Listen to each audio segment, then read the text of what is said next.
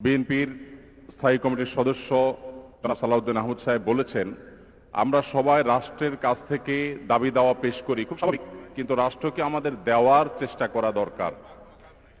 তার সাথে পরিপূর্ণভাবে সহমত পোষণ করে একটি কথা আমি বলতে চাই, সেটা হলো এদেশের 3 লক্ষ মসজিদের কমপক্ষে 6 লক্ষ ইমাম মুয়াজ্জিন রাষ্ট্রকে দেওয়ার জন্য প্রতিনিয়ত চেষ্টা করেন এবং দিয়ে যাচ্ছেন। দুর্ভাগ্যজনক বাস্তবতা, স্বাধীনতার 50 বছর পরেও ইমাম মুয়াজ্জিন এবং আলেম ওলামাদের কোনো অবদানের স্বীকৃতিটুকু রাষ্ট্র কখনো দিতে পারে নাই।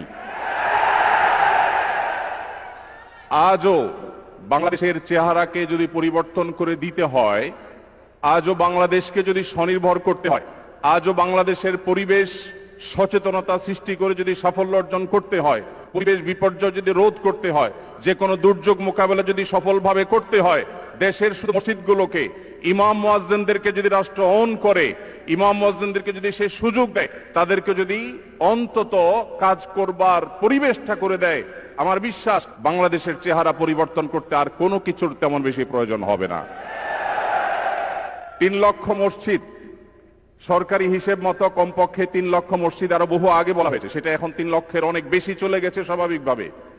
3 লক্ষ মসজিদে প্রতি জুমার দিনে 12:30 থেকে 1:30 পর্যন্ত এই সময়ের মধ্যে গড়ে যদি 100 মানুষ একটা মসজিদে জুমার নামাজে খতিব সাহেবের খুতবা শোনার জন্য আসেন, তাহলে 3 কোটি মানুষ হয়। বাংলাদেশের সমস্ত টিভি চ্যানেল, সমস্ত মিডিয়া একযোগে সবচেয়ে পিক টাইমে এত বেশি দর্শক কখনো পায় বলে আমি মনে করি না। এবং সারা সপ্তাহের সবচাইতে মূল্যবান সময় বৃহস্পতিবার রাতে, শুক্রবার অফিস নেই, স্কুল কলেজ নেই, মাদ্রাসা নেই, সবাই ফ্রেশ একটা ঘুম দিয়ে, সপ্তাহের সবচাইতে ভালো গোসলটা দিয়ে, সবচেয়ে ভালো নাস্তাটা করে, সবচেয়ে সুন্দর পোশাকটা পরে, সবচেয়ে ভালো আতর পারফিউম ব্যবহার করে, সবচেয়ে মূল্যবান সময়টা সাহেবদের সামনে গিয়ে দোজানো হয়ে বসে। পৃথিবীর অন্য কোন কৃষ্টি, কালচার, কোন সিস্টেমে একসাথে একটা দেশের 3 কোটি মানুষকে অ্যাড্রেস করার এই সুযোগ ইমাম সাহেব, খতিব সাহেব তার কারোর হাতে নেই। ইমাম সাহেবরা যদি চান, তাদেরকে যদি রাষ্ট্র আসলে সুযোগ দেয়, তাহলে সেক্ষেত্রে তারা অনেক কিছু করতে পারেন। ইতিমধ্যে আমরা দেখেছি রোহিঙ্গা শরণার্থীরা যখন আমাদের দেশে আশ্রয় নিয়েছে, সবার আগে ঝাঁপিয়ে পড়েছেন এদেশে ওলামা একরাম। প্রতিটা দুর্যোগে ওলামা একরাম যে ঝাঁপিয়ে পড়েন, সেটা নিঃস্বার্থভাবে হয়, স্বার্থহীনভাবে হয়।